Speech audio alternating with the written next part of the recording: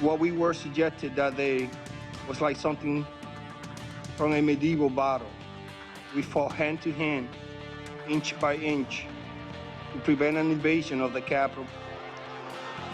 Officers recount the physical and verbal abuse they experienced during the January 6th attack on the U.S. Capitol. Hello, I'm Arnold Naidu, and this is The Heat.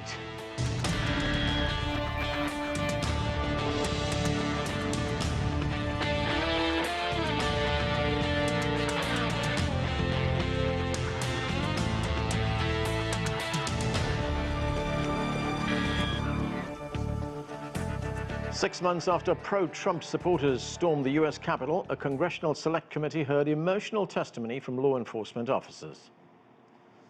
In what seemed like a sea of people, Capitol police officers and Metropolitan Police officers, MPD, were engaged in desperate hand-to-hand fighting with rioters across the West Lawn. I witnessed the rioters using all kinds of weapons against officers, including flagpoles, metal bike racks that they had torn apart, and various kinds of projectiles. At today's hearing, 4 officers shared their accounts of what happened when an angry mob pushed their way inside the building on January 6th in an effort to stop the certification of Joe Biden's presidential win. Nathan King begins our coverage right now from outside the Capitol. And Nathan, the testimony from the officers was emotional at times today, difficult to watch as well, but take us through what happened, the proceedings today. Yeah, quite incredible testimony. You know, there's been a big debate about what happened on January 6th in the political circles, but these guys essentially blew all that apart. Remember, this was the biggest assault on democracy. These insurgents essentially tried to stop the counting and a certification of an election of Joe Biden.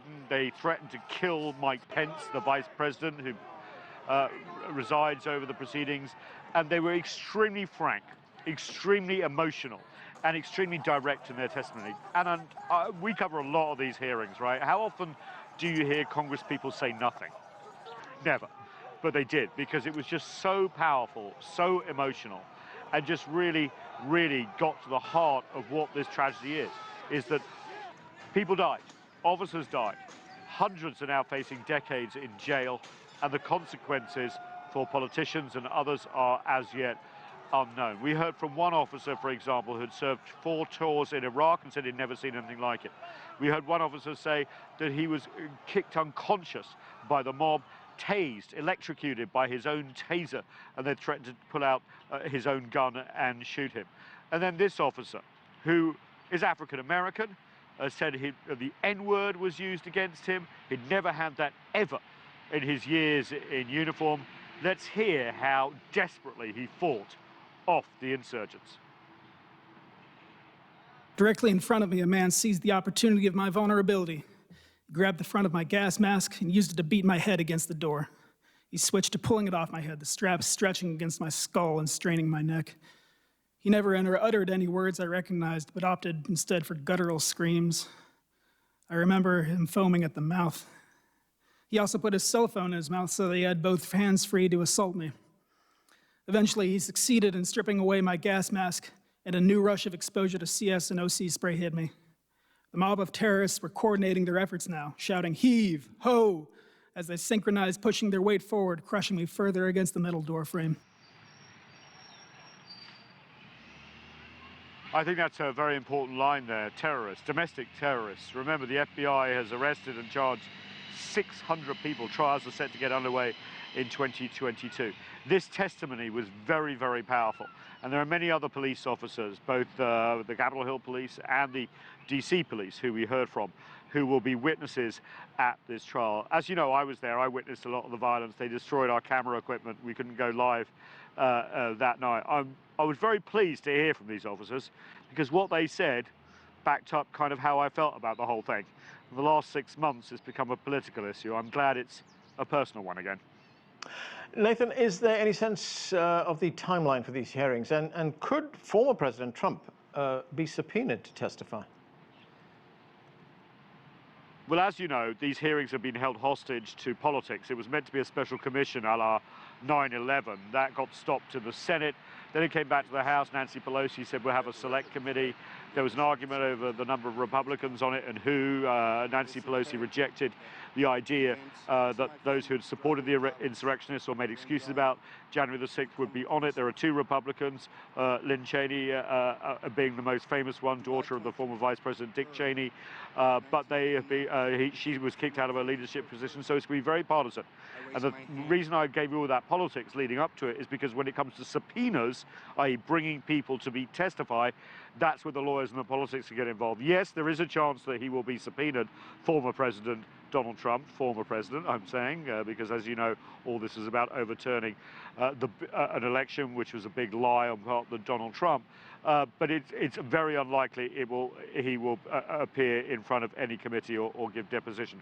We do understand that the acting Attorney General at the time has asked to testify and has been given a waiver of executive privilege. That will be very interesting. But as you know, Republicans have rejected this select committee and basically have said they'll hold an investigation of their own. We'll wait and see. But remember, there's also 600 people up for trial on this, and those trials are going to start in 2022. So this isn't over, and I'm glad it's sort of back in the American consciousness, because this is the biggest threat to the American system of government we have seen in centuries. And it was kind of brushed under the carpet politically here, and it's back because US reputation here and the world has suffered. Thanks, Nathan. That's CGTN's Nathan King reporting there. Well, now for more on Tuesday's hearing, let's bring in our panel. Joining us from Washington, D.C. is Steve Chaggaris. He's an analyst and politics editor for Al Jazeera Digital. Also with us from Washington, D.C. is Joseph Williams. He's a senior news editor with U.S. News and World Report.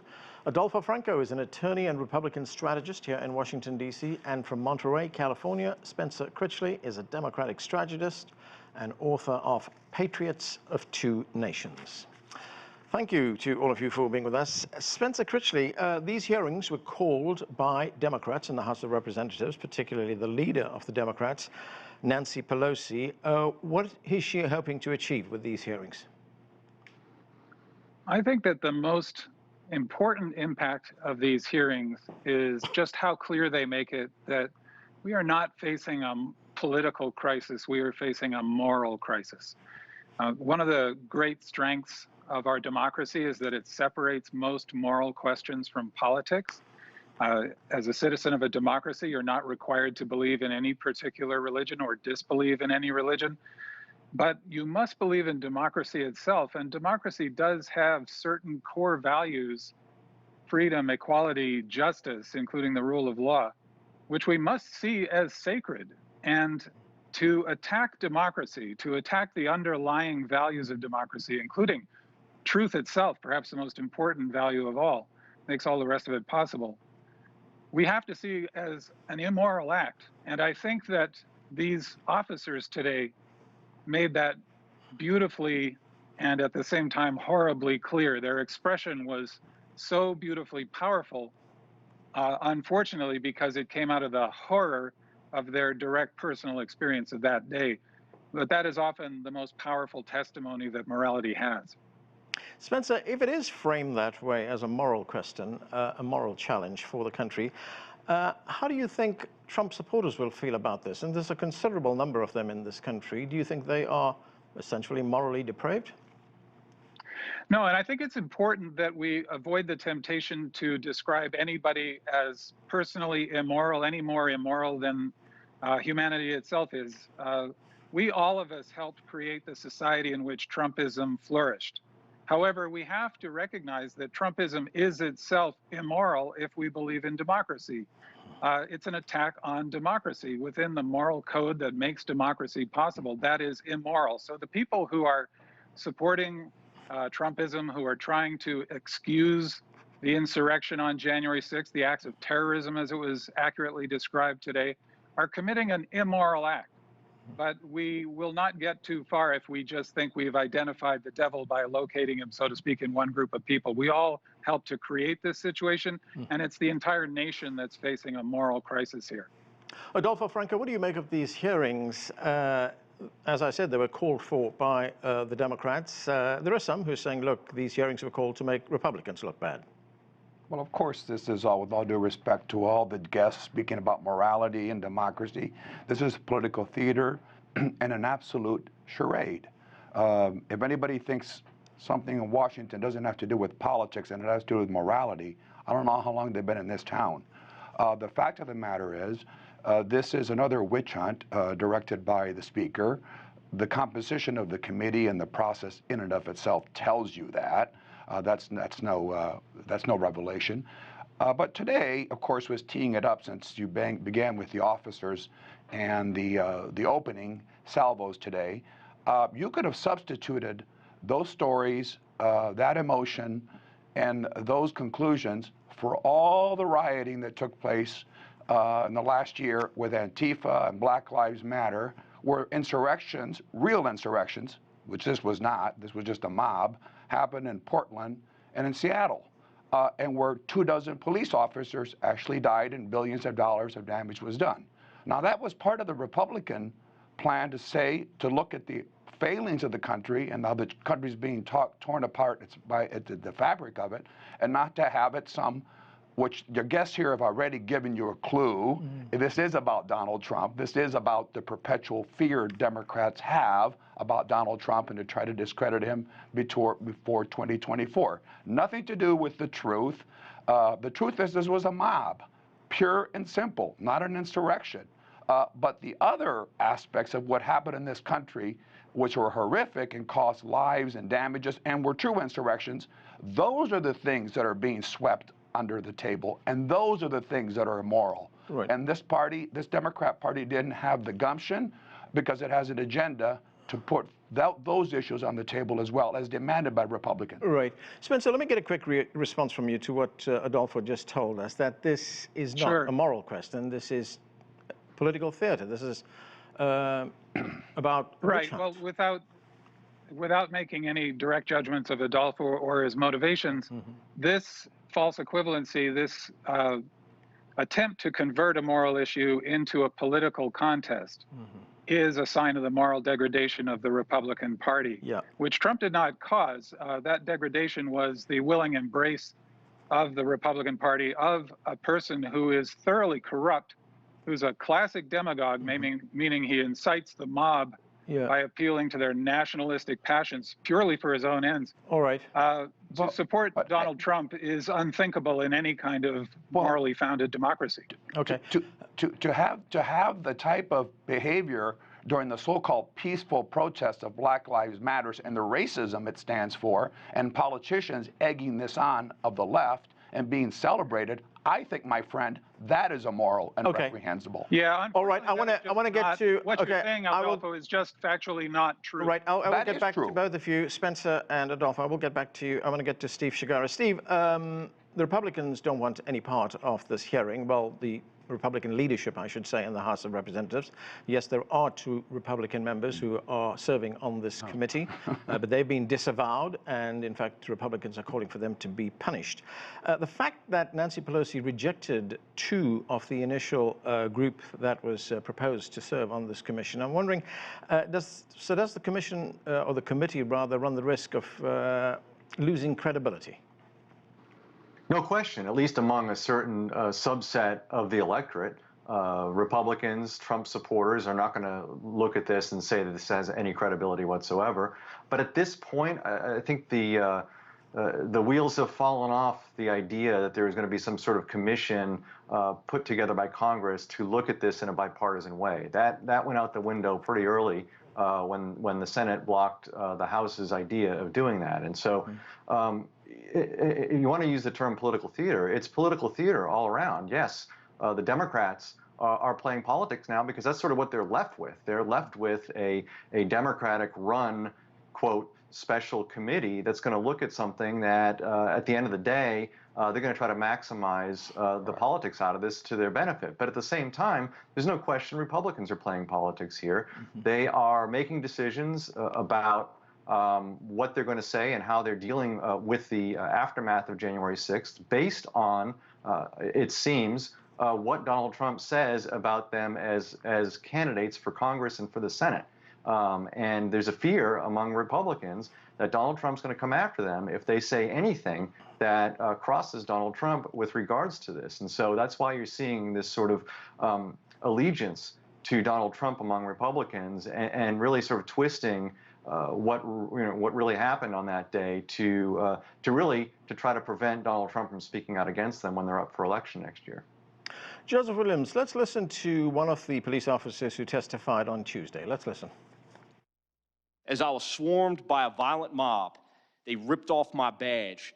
They grabbed and stripped me of my radio. They seized ammunition that was secured to my body. They began to beat me with their fists and with what felt like hard metal objects. At one point, I came face to face with an attacker who repeatedly lunged for me and attempted to remove my firearm. I heard chanting from some in the crowd, "Get his gun," and kill him with his own gun. Joseph, listening to the testimony there, I mean, we have been told repeatedly that these were crimes that were committed on January 6th. And listening to that police officer, it seems that way. But that being so, shouldn't this investigation be left solely to the country's myriad law enforcement authorities? What has Congress got to do with this? Well, I think Congress has done a couple things here. Number one, they've put it back on the front pages. Number two, they've got firsthand accounts of the horror that some of these officers experienced. And number three, they are doing some due diligence because this is the purview of Congress. And if you want to talk about other law enforcement agencies that should be investigating, we don't really have a full report. We're looking at 6 months on from this happening. We don't even have preliminary reports from the FBI. We don't have preliminary reports from the Capitol Police or the DC Police. If this is being investigated by regular law enforcement, it surely doesn't look like it. And I want to say a couple things. I mean, the first is that to suggest that this is just a mob does a disservice to those officers, and it's something that I think is kind of cognitively dissonant with some of the Republicans who have talked about this. They make a brand out of standing for law and order, and yet when officers tell true testimony about what they experienced and what they suffered, it's almost dismissed and ridiculed, which is at odds to what they say that they stand for. That's just simply not true. Every Republican has denounced this as a riot and as a mob, and as not reflecting Donald Trump or his support. Yeah, virtually everybody has done that. Virtually everybody has done that. But here's the difference. Well, here's the difference. You could have we're just in Chicago alone, 49 police officers. Some of them lost their sight. 2 dozen of them lost their lives. Where is the investigation of that? Chicago wasn't trying to certify election. Chicago is not where the seat of government lies. Oh, so this happened at the very heart of government. This also happened at a time when the election was looking to be certified and they were in support of the guy who lost and who kept saying that he won. It's hard to suggest that there's any equivalence between Black Lives Matter and what went on January 1st. It's selective. No, it's the usual race-based an attack on the attack on the federal courthouse in Portland is an attack on democracy, and that was sustained for weeks with riot police and injuries far greater than were sustained for 2 or 3 hour mob. No, I think you're missing. I think you're deliberately obfuscating the point. I mean, the point here is it was an attack. It was an attack on democracy. It was an attack to disrupt the certification of an election. Okay. They nearly succeeded in hanging the vice president. And mobs don't show up. People who support the president or just go into a peaceful rally don't happen to show up with weapons. Yeah, I'm going to move on. And if I may, Spencer Critchley, I'm coming to you. Go ahead. If I may, there's several just obvious falsehoods here, and it doesn't matter that they're obviously false. The point here is just to sow confusion, which is another classic tactic of a movement like Trumpism, which has very little due to any kind of civil debate.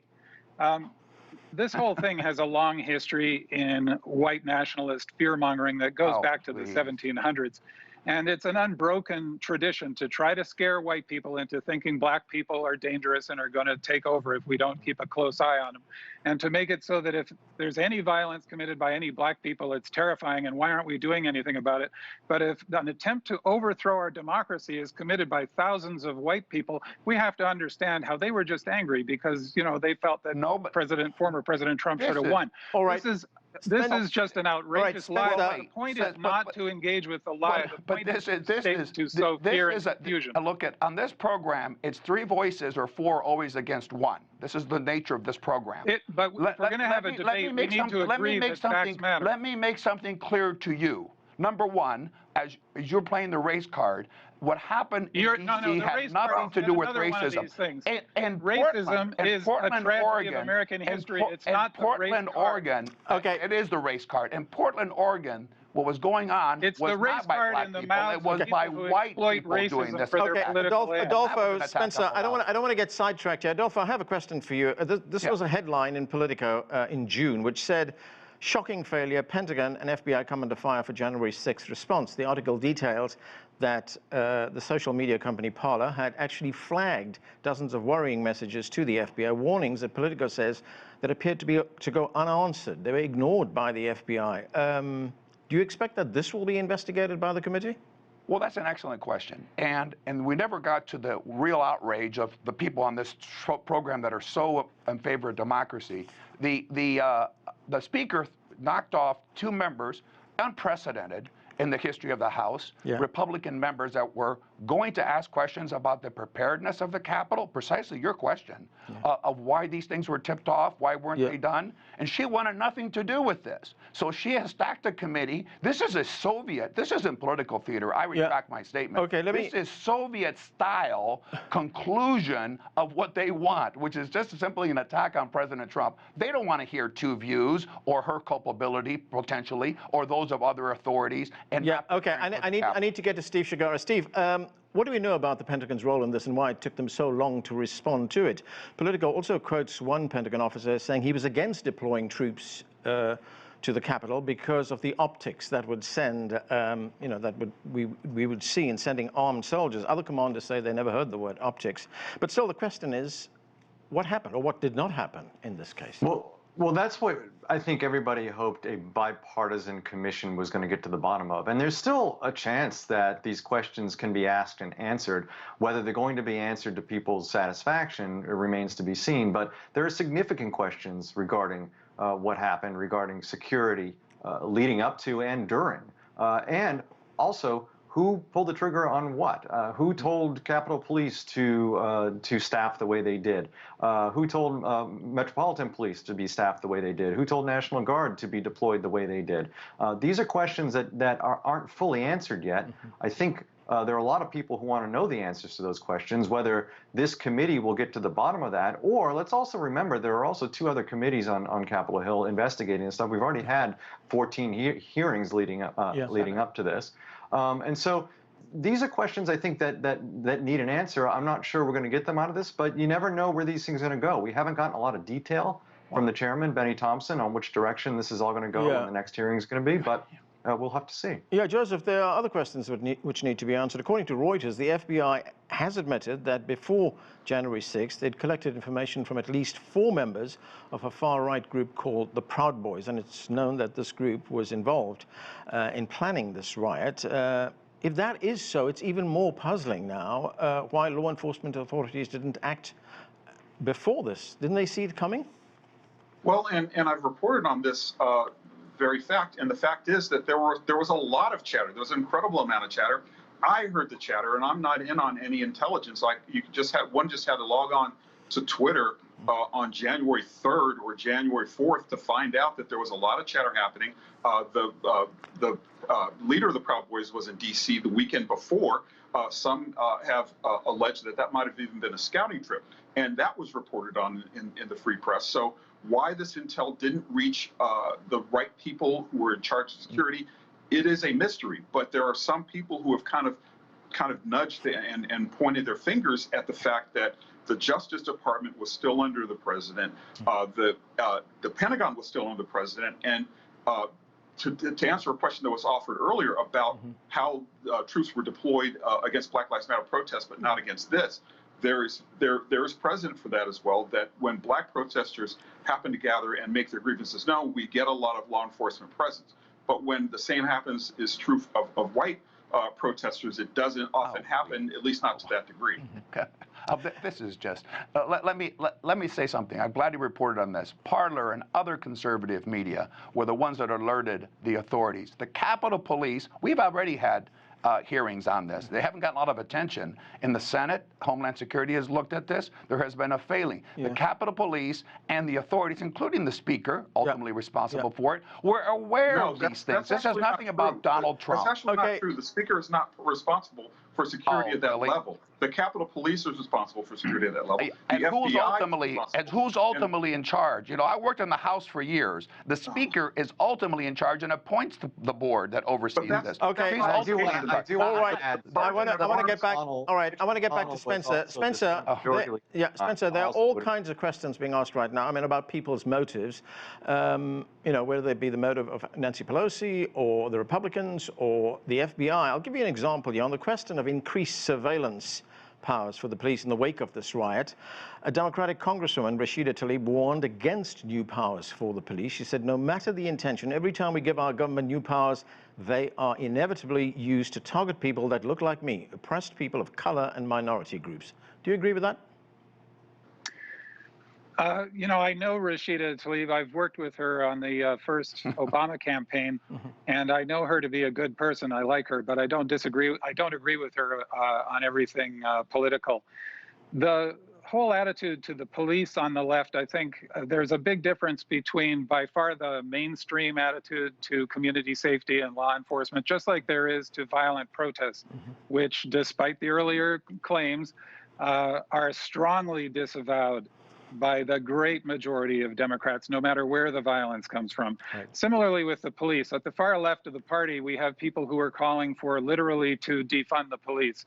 Most people who use that phrase don't actually mean completely defund. They mean to redirect funding towards social programs, which actually most police agencies agree with. However, it's not helpful, in my opinion, to cast doubt on the value of law enforcement. It's an important part of the overall modern approach to effective community safety. Okay, Steve, I've just got about a minute left. There was a Harvard CAPS Harris poll that was published in May, which tells us that U.S. voters are split almost 50-50 on whether the events of January 6th warrants the investigation that we are seeing right now. So I'm wondering, seeing that there is already a deep split in the country, that the country is polarized politically, will these hearings in fact deepen that split?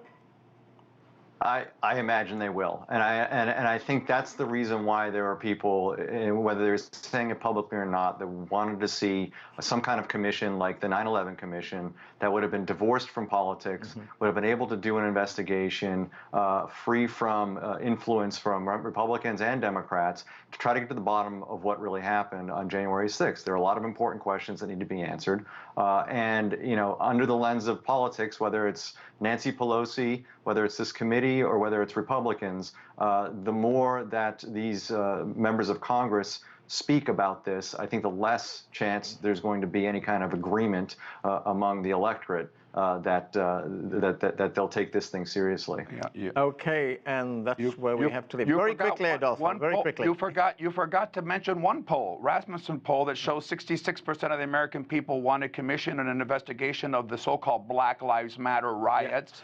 And violence, and that's not taking place because of the Democrats. We've got to go. We've run out of time. Thanks to all of you for this very robust discussion. That's it for this edition of The Heat. I'm Anand Naidu in Washington, D.C. Thanks for watching.